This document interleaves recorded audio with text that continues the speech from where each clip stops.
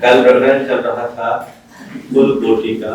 कुल कोटि का मतलब होता है हमारे शरीर के योग्य जो पुत्र वर्गनाएं हैं उनके कोटि कहते हैं। और यहाँ जीवकाल में 197 करोड़ कुल कोटि बताई गई। गाथाएं हमने पढ़ ली थी, आज फिर से बता देते हैं।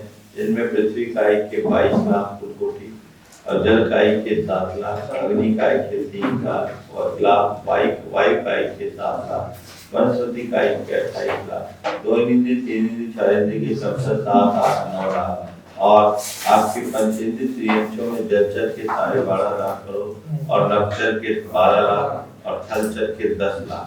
तो इस प्रकार से 12 12 24 10 34 और सरीसृप के 9 लाख और नारकी के 25 लाख, देवों के 26 लाख, मनुष्य के 12 लाख, कहीं कहीं मनुष्य के 14 लाख कहते हैं। तो इन सब का जोड़ 199 होता है और 12 लाख 197 लाख करोड़, इतना 1 करोड़ 97 लाख 50,000 करोड़ इन्होंने निकाला। ठीक है, तो ये कुल कोटि की कुल संख्या है। ऐसे 84 लाख योनि और 1 करोड़ 97 लाख 50,000 करोड़ इनके कुल कोटियां होती है। ठीक है, चलिए अब आगे देखते हैं। अब आगे भेद आता है, अगला अधिकार है पर्याप्ति का अधिकार। पर्याप्ति किसे बोलते हैं? जन्म के समय उद्गत परमाणुओं के विशिष्ट प्रकार के उद्गत परमाणुओं के को ग्रहण कर भौतिक शक्ति की प्राप्ति को पर्याप्ति कहते हैं। यही बात यहाँ कही गई है कि पर्याप्ति है। तो पर्याप्ति क्या होती है? कुछ जब कोई जीव एक जन्म खत्म करके दूसरे जन्म में जाता है तो पुराना शरीर यहीं छूट जाता है। तेजस और कार्बन शरीर के सहारे जाता है, तेजस शरीर उसके साथ रहता है। वहां पहुंचते ही नए शरीर के निर्माण की प्रक्रिया में सबसे पहले आत्मा कुछ विशिष्ट प्रकार की शक्तियों को प्राप्त करता है। उन शक्तियों की प्राप्ति का नाम है पर्याप्ति। वह पर्याप्ति 6 प्रकार की होती है। आहार पर्याप्ति, शरीर पर्याप्ति, इंद्रिय पर्याप्ति, भाषा पर्याप्ति और मन पर्याप्ति। ये 6 प्रकार की पर्याप्तियों को यह जीव सबसे पहले ग्रहण करता है। उनमें सबसे पहली पर्याप्ति है आहार पर्याप्ति। आहार पर्याप्ति उद्गत परमाणुओं को ग्रहण करके उनको रस रूप आदि परिणमाने की शक्ति की प्राप्ति को आहार पर्याप्ति कहेंगे। तो उद्गत परमाणुओं को ग्रहण करके उनको शरीर आदि के रूप में परिणमाने की शक्ति का नाम क्या है? उसको बोलेंगे आहार पर्याप्ति। इसके बाद है शरीर पर्याप्ति, अर्थात उद्गत परमाणुओं को ग्रहण करके उनसे शरीर की संरचना करने की शक्ति की प्राप्ति का नाम शरीर पर्याप्ति।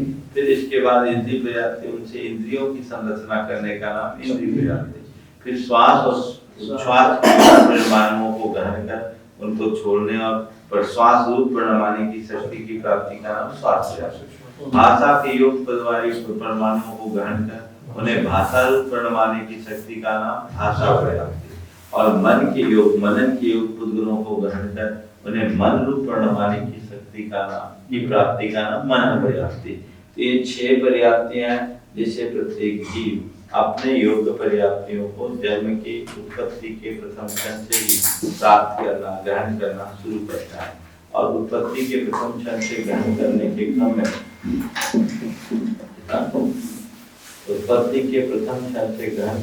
क्रम में वह 6 पर्याप्तियों को शुरू एक साथ करता है।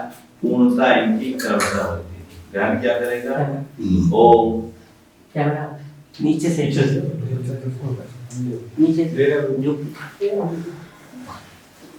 शुरू क्रम ग्रहण करना एक साथ शुरू करेगा और पूर्णता कैसे होगी? क्रमशः होगी। 6 पर्याप्तियों की पूर्णता क्रमशः होती है। समझ गए? इसमें जब तक ऐसी आहार और शरीर पर्याप्ति को पूर्ण नहीं करता तब तक वो अपर्याप्त कहलाता है। शरीर पर्याप्ति को पूर्ण करते ही वह पर्याप्त कहलाने लगता है। समझ गए? तो इनमें जो अपने योग पर्याप्तियों को पूर्ण करने की योग्यता रहती है वो पर्याप्त कहलाते हैं। जो अपने योग एक भी पर्याप्ति को पूरी नहीं करते उनको लब्धि अपर्याप्त या अपर्याप्त कहते हैं। और जब तक इनकी पर्याप्ति पूर्ण नहीं होती तब तक इनको निर्वृत्ति अपर्याप्त। तो पर्याप्ति, अपर्याप्ति, निर्वृत्ति अपर्याप्त और लब्धि अपर्याप्त 4 शब्द हैं। पर्याप्ति यानी जन्म के समय अपने योग को पुद्गल पर विशिष्ट प्रकार की पुद्गल परमाणुओं को ग्रहण कर विशिष्ट प्रकार की शक्ति की प्राप्ति का नाम पर्याप्ति है। जो पर्याप्तियों को ग्रहण कर ले, शक्ति को प्राप्त कर ले, वो पर्याप्त। जो इनको ग्रहण न कर पाए वो अपर्याप्त। ठीक है, तो पर्याप्ति अपर्याप्ति होगी। निर्वृत्ति पर्याप्त, जब तक शरीर पर्याप्ति को पूरी न करे तब तक के जीव को क्या बोलेंगे? निर्वृत्ति अपर्याप्त। और जिसकी एक भी पर्याप्ति पूरी ना हो उसको क्या बोलेंगे? अपर्याप्त। तो चलिए हम इसी की शुरुआत करते हैं। गाथा 118।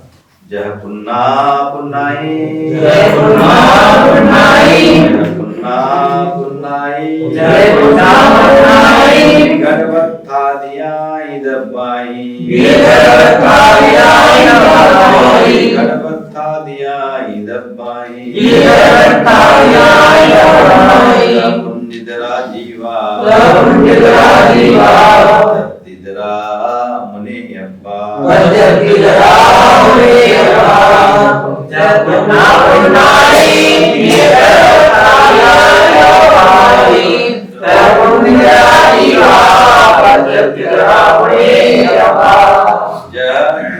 गणपत्थादियाई दब्बाई पुन्ना पुन्नाई। जैसे घर, घट, वस्त्र आदि द्रव्य पूर्ण और अपूर्ण होते हैं, पूरे और अधूरे होते हैं, उसी प्रकार जीवा पुण्यदरा जो पूर्ण होते हैं वो पश्चात और इदरा यानी इदरा यानी अपर्याप्त मानना चाहिए।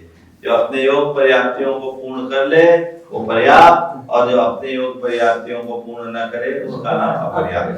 तो पर्याप्त का अर्थ क्या? अपने द्वारा आहार आदि वर्गनाओं को ग्रहण कर शरीर आदि दूर प्रणमाने की शक्ति का नाम क्या है? पर्याप्त।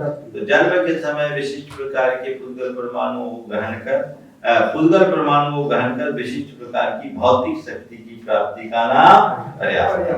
ये पर्याप्ति, जो पर्याप्तियों को ग्रहण कर ले वो पूर्ण हो गए, जो पर्याप्तियों को पूरी न कर पाए वो अपूर्ण है। ठीक है, जैसे घर आदि, घट वस्त्र आदि पूरे भी होते हैं और अपूर्ण भी होते हैं। अब ये पर्याप्ति कितनी होती है आगे की गाथा में। आहार शरीर इंद्रिय,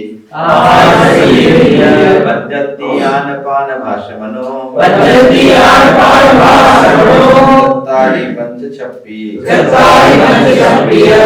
इंद्रिय रसनीनम,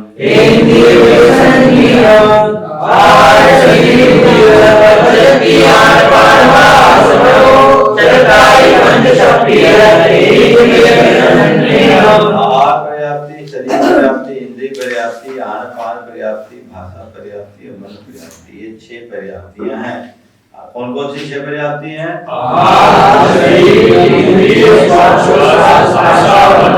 इन 6 पर्याप्तियों में इंद्रिय चत्तारी, एक इंद्रिय के 4 पर्याप्ति होते हैं, विकलेंद्रिय के 5 और संनिनम संगी के 6 पर्याप्तियां होती हैं। इंद्रिय के 4 पर्याप्ति कौन कौन से? आहार होंगे, शरीर होंगे, इंद्रिय होंगे और श्वास होगा। उनके पास भाषा और मन नहीं है।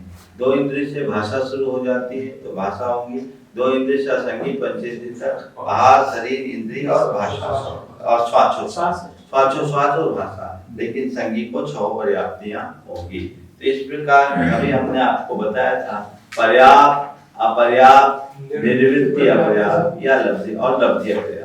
तो जिनकी 6 पर्याप्तियां पूरी होने, अपने योग पर्याप्तियां पूरी हो या पर्याप्ति पूरी होने की शक्ति, उनको क्या बोलेंगे? इन जीवों की जब तक शरीर पर्याप्ति की पूर्णता नहीं हो तब तक निर्वृत्ति अपर्याप्त। लेकिन जिनकी एक भी पर्याप्ति पूर्ण नहीं हुई है और ना होगी उनको क्या बोलेंगे? अपर्याप्त या लब्धि अपर्याप्त।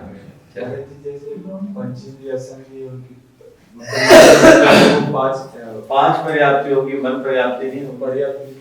पर्याप्त कहलाएगा। पर्याप्त तो अपने योग पर एक इंद्रिय भी पर्याप्त और अपर्याप्त 2 प्रकार के हैं। जिनमें अपनी आहार, शरीर, इंद्रिय और श्वास पर्याप्ति जिनकी 4 है, उनमें आहार, शरीर पर्याप्ति, आहार पर्याप्ति, शरीर पर्याप्ति जब तक पूर्ण नहीं हुई तब तक वो निर्वृत्ति अपर्याप्त। शरीर पर्याप्ति की पूर्ण होते ही वो पर्याप्त कहलाने लगेगा। लेकिन जिनकी एक भी पर्याप्ति पूरी नहीं होगी मतलब निर्वृत्ति, लब्धि अपर्याप्ति, अपर्याप्त। अब देखिए पद्धति पठवनम जुगवं तु कमेन होति निष्ठवनम तो मुहूर्त काले कमा तत्यालावा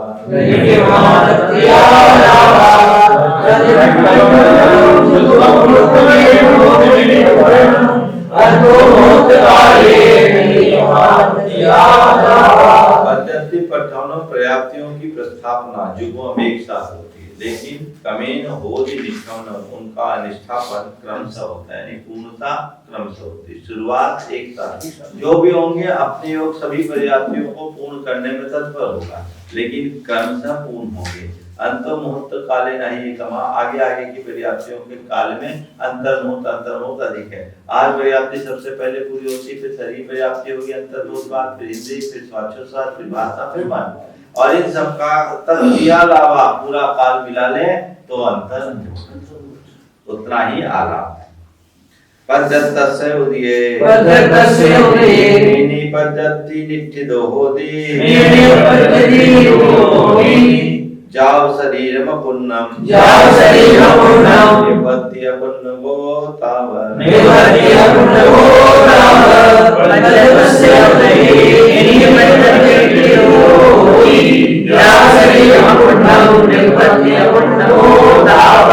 निर्वृत्ति अपर्याप्त का लक्षण करे, पर्याप्त का लक्षण करे। पर्याप्त कौन है? पद्धतस्य उदय पर्याप्त नाम कर्म के उदय होने पर नीनि पद्धति निश्चित होती अपने अपने पर्याप्तियों में निश्चित यानी पूर्ण करता है। पर्याप्त नाम कर्म का उदय होता है, इसलिए अपने अपने योग्य पर्याप्तियों को पूर्ण कर देता है। और जाओ शरीरम अपुन्नम जब तक उसकी शरीर पर्याप्ति अपूर्ण होती है, निवृत्ताप निवृत्ति अपुन्न को उसको निर्वृत्ति अपर्याप्त कहते हैं। निर्वृत्ति अपर्याप्त किसे कहते हैं? जो जीव अपनी योग पर्याप्तियों की पूर्णता में लगा है, लेकिन जब तक शरीर पर्याप्ति की पूर्णता नहीं है तब तक क्या है? जाओ शरीरम अपुन्नम निवृत्ति अपुन्नमो ताप। ठीक है, क्या हुआ? गाथा पूछेंगे निवृत्ति अपर्याप्त के लिए तो क्या बोलोगे?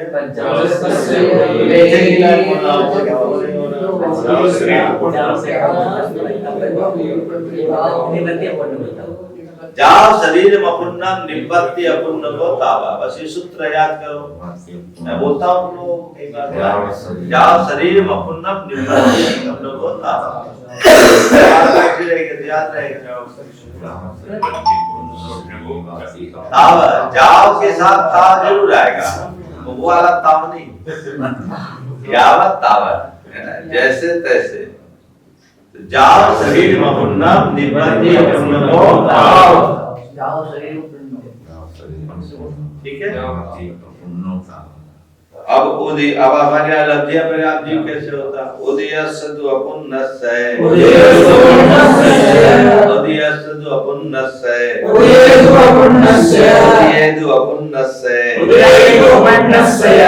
सग पद्धतियं न निष्ठवति अंतो मुहूर्तमरणम् अपद्यत्तगो शोधु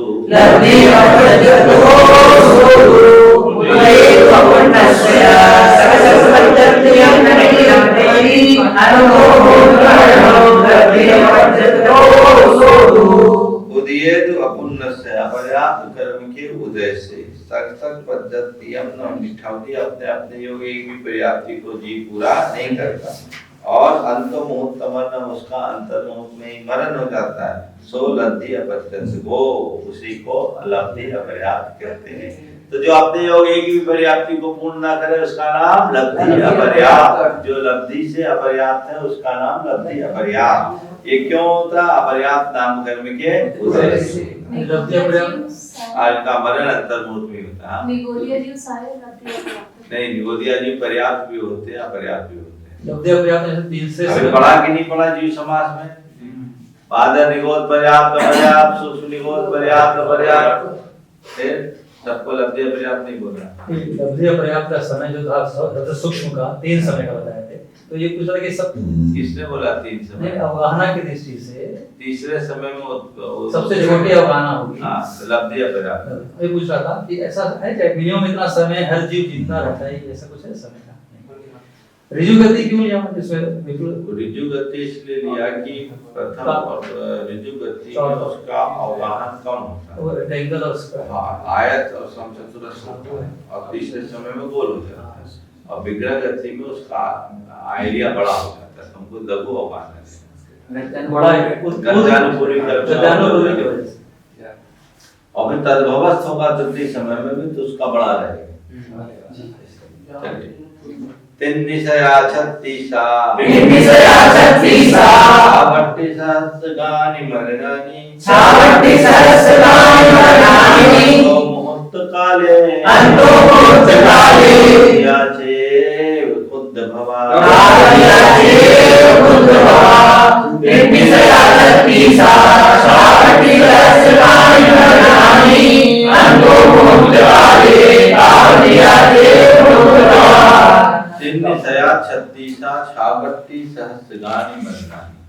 अंतो मुहूर्त काले तावदिया चेव उद्भवा। गाथा याद करो, एक अंतर मुहूर्त में कितने भव होते हैं? तो करें 3 निशया छत्तीसा, 3 से 3 निशया 336 यानी 36। छावट्टी सहस्रगानि 66,000, तो 66,336 मरण होते हैं। और अंत मुहूर्त काले, एक अंतर मुहूर्त में इस जीव को लब्धि अपर्याप्त जीव के 66,336 बार मरण और तावदिया चे उतने ही भाव में जन्म, यानी एक अंतर मुहूर्त में 66,336 जन्म मरण दोनों होता है। 3 निशया छत्तीसा छावट्टी सहस्रगानि मरणानि अंतो मुहूर्त काले तावदिया चे उद्भवा। ये जवान पे रहनी चाहिए। एक सांस में 8-10 बार जन्मो मरो गयो दुख। ठीक है, तो ये 66,336 इनके जन्म और मरण होते हैं। ठीक है, तो ये 66,336, इसमें भी एक इंद्री के कितने, 2 इंद्री के कितने, 3 इंद्री के कितने और एक इंद्री में भी पृथ्वी आदि 6 कायिक में कितने, वो आगे बताते हैं और फिर इनका पूरा गणित भी बताएंगे। देखिए, इसको क्षुद्र भाव माने इससे छोटा भाव कोई नहीं होता, समझ गए? इसलिए इसको क्षुद्र भाव कहते हैं। तो एक भाव में प्रत्येक की काल का प्रमाण श्वास का 18वां भाग है ना? तो 66,336 भाव के श्वास होते हैं 3,685 से 1/3। इतने उच्छ्वासों के समूह प्रमाण अंतर मुहूर्त में पृथ्वी कायिक से लेकर पंचेंद्रिय तक लब्धि पर्याप्त जीव के 66,336 भाव होते हैं। ठीक है, क्योंकि 3,773 उच्छ्वास का एक मुहूर्त होता है, समझ गया? तो 3,773 का एक मुहूर्त होता है, उसके अनुसार इन्हें निकाला। तो एक श्वास के 18 भाव, उक्त भाव में से यदि एक इंद्रिय आदि की स्थिति में कितने भाव का धारण कर सकता है तो ये बताते हैं। सीधी सठी तालम नीले 24 होंति पंचके, सीधी सठी तालम नीले 24 होंति पंचके, छावट्टी च सहस्रा 32 में अखे, सीधी शक्ति तालम नीले 24 होंति पंचके, सीधी सठी तालम मीले 24 होंति पंचके। सीधी यानी 80, सठी यानी 60, तालम यानी 40, 24 यानी 24 होंति पंचके। 2 इंद्रिय के 80, 3 इंद्रिय के 60, 4 इंद्रिय के 40 विकलेंद्रिय में हो गए और 24 होंति पंचके। पंचेंद्रिय के होते हैं 25। छावट्टी से सहस्रा 32 में अखे, एक इंद्रिय के छावट्टी है ना 66,000, संयम 32 132 भाव होते हैं। तो 66,336 भाव में एक इंद्री के 66,132, दो इंद्री के 80, तीन इंद्री के 60, चार इंद्री के 40 और पंच इंद्री के 24 भाव होते हैं। तो इस प्रकार इनमें से असंगी पंचेंद्री के 8, संगी पंचेंद्री के 8 और लब्ध और पर्याप्त मनुष्य के 8, तो 24 होंगे। समझ गए? 8 8 8 त्रियंश के 16, मनुष्य के 8, लब्ध या पर्याप्त। लब्ध या पर्याप्त है ना। अब इनमें से पूर्वी एक इंद्रियों के 66,132 से गाथा याद करनी है। समझ गए? ठीक है। कितने हुए पहले में? पहली गाथा क्या थी?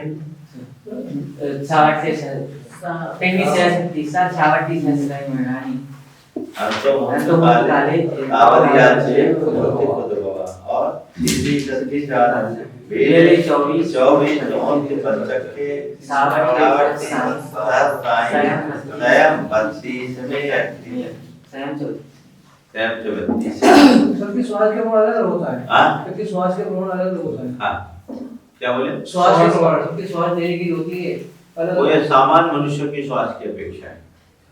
इतने एक अंतर मुहूर्त में एक इंद्री अगर भाव होंगे तो 66,132, दो इंद्री के लगातार लब्ध पर्याप्त के होंगे तो 80, तीन इंद्री के होंगे तो 60, चार इंद्री के होंगे 40, पंचेंद्री में संगी के अपर्याप्त के लब्ध पर्याप्त के 8, लब्ध पर्याप्त के 8 और मनुष्य लब्ध पर्याप्त के 8, इस प्रकार 24। अब एक इंद्रिय, हाँ, अब एक इंद्रियों गागनि मारुद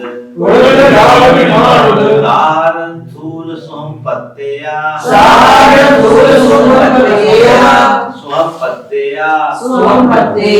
एषु अपुन्नेषु एके बार खम छक्कम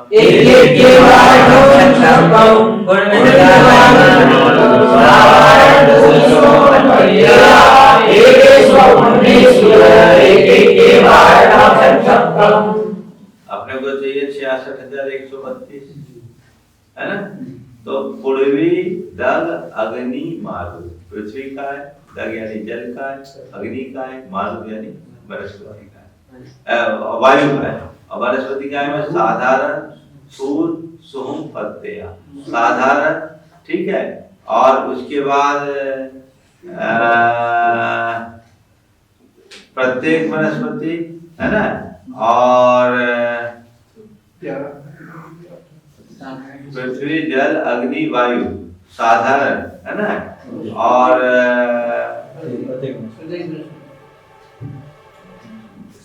साधारण और सूक्ष्म दोनों लो इनको। साधारण साधारण हुए, इनके थूल और आपके जाकर के बादल दोनों लेंगे, है ना।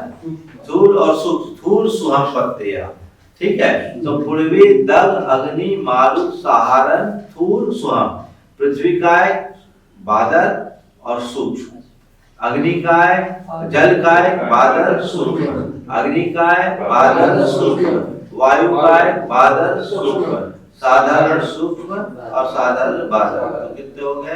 पृथ्वी जल अग्नि वायु साधारण, इनके 5 के कितने हो गए? 10 और प्रत्येक शरीर 11। इनके एदेशु अपनेशु एक एक की बार कम छक्कम, इन एक एक के 6,012 है। तो 11 छक 66,132, ठीक है। 12 11 132, 11 छक 66, तो सबके 66,132, सबके 6,012 6,012 6,012 कैसे लगाएंगे?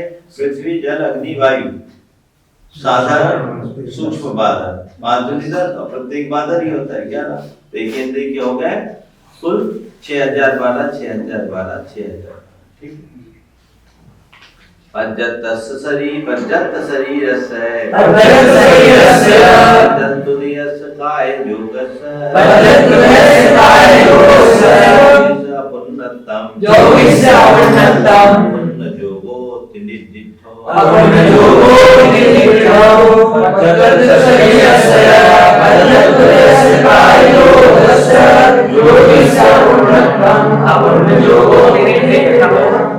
अभी तक बात कही गई, पहले हम इसको कंक्लूड करें। एक अंतर मुहूर्त में 66,336 भाव, ठीक है। और एक भाव का समकाल होगा 1 बटा श्वास का 18वां भाग है ना। तो यहाँ प्रत्येक क्षुद्र से इंद्रियों के 2 इंद्रिय के 80, 3 इंद्रिय के 60 और 4 इंद्रिय के 40, 80 60 140 और 40 180 और पंचेंद्रिय में असैनी पंचेंद्रिय के 8, सैनी पंचेंद्रिय के 8 और मनुष्य के 8 24, तो ये हो गया 66,132 और 204, सब मिलाकर 66,336 यहाँ पर्याप्त अपर्याप्त लब्धि अपर्याप्त निवृत्ति अपर्याप्त की चर्चा कर ली। लेकिन शरीर पर्याप्त होने के बाद भी कोई अपर्याप्त होते हैं, वो कौन होते हैं? तो एक अर्थ बताए, पर्याप्त शरीर पर्याप्त शरीर होने पर, पर्याप्त उदयस्य पर्याप्त कर्म का उदय होने पर, काय योगस्य योगिष्य काय योगी योगी के अपुन्नतम अपर्याप्तता होती है, अपुन्न जोगोक्ति नितिथम, इसलिए उन्हें अपूर्ण योगी कहा है। क्या कहा है? अपूर्ण योगी। जिस योग केवली का शरीर तो पूर्ण है, पर्याप्ति नाम कर्म का उदय है, काय योग भी है, फिर भी उनको अपर्याप्तता है, तो इसका कारण क्या है? योग का पूर्ण न होना, अपूर्ण योग हो। चूंकि योग उनका औदारिक मिश्र का योग है, इसलिए उस काल में उनको अपर्याप्त कहते हैं। समुद्घात होता है ना, तो अब औदारिक मिश्र का योग और कार्बन का योग है, तो औदारिक मिश्र का योग और कार्बन का योग में अपूर्ण योग होने के कारण उनको अपर्याप्त कहते हैं। समझ समान रूप से वहाँ वो शरीर पूर्ण है, काय योग है, सब कुछ है, लेकिन फिर भी उनको अपर्याप्त कहेंगे। 3 मिनट बचे, कार्ड को दो। 3 ही मिनट बचे। ठीक है ना। तो अपर्याप्त नाम कर्म का उदय और शरीर पूर्ण हुआ, उनको अपर्याप्त के, बात तो समझ में आया। लेकिन जिनके पर्याप्त नाम कर्म का उदय है, शरीर पूर्ण हुआ है, फिर भी उनको अपर्याप्त कह रहे हैं। क्यों कह रहे हैं? क्योंकि अभी योग अपूर्ण है, इसलिए संयोग केवली को उस समुद्घात अवस्था में अपर्याप्त कहा जाता है। लद्य पुन्नम इच्छे लद्य विविधिये चौथ छठेय लद्य अपजति विशेषे सुपजति